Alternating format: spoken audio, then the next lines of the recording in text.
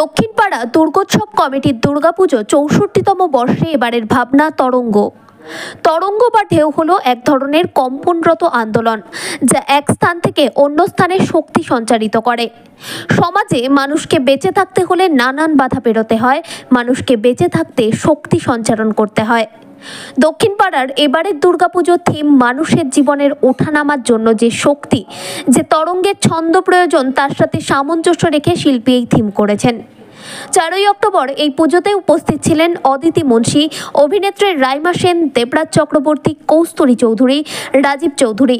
এদিন চাঁদের হাট বসেছিল এই প্যান্ডেলে। সবাই একত্রিত হয়ে জমে উঠেছিল গল্প আড্ডার আসর।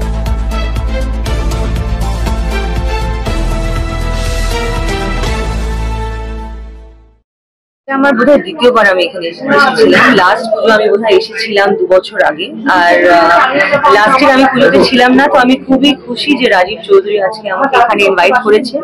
এর কাজের মাধ্যমে আমি প্যান্ডেলও দেখেছি, মূর্তিটা খুবই সুন্দর।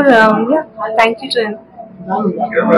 আজকে আপনি এখানকে মানুষকে কোনো বার্তা দিতে চান দুর্গাপুজোর মতো, যেখানে অনেকে বলছে যে পুজোতে তারা থাকতে চাইছে না, এখানে এত বড় পুজো এত মানুষ? আমি অনেক শুনেছি যে পুজোতে কেউ এখানে থাকতে চাইছে না, কিন্তু যা জ্যাম আর যা লোকগুলো রাস্তায়, সবাই তো বেরিয়ে এসেছে পুজোতে।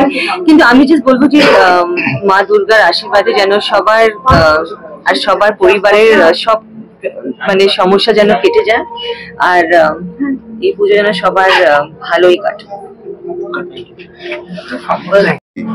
অনেক লোকের পেটের নির্ভর করে, লক্ষ লক্ষ কোটি কোটি টাকা একটা ইন্ডাস্ট্রি রোল করে, সেটা কে দেখবে? মুখে বলা সোজা। আর বাঙালির ইমোশন হচ্ছে দুর্গাপুজো, ছোট থেকে দেখে আসছে, অনেক বলেছি।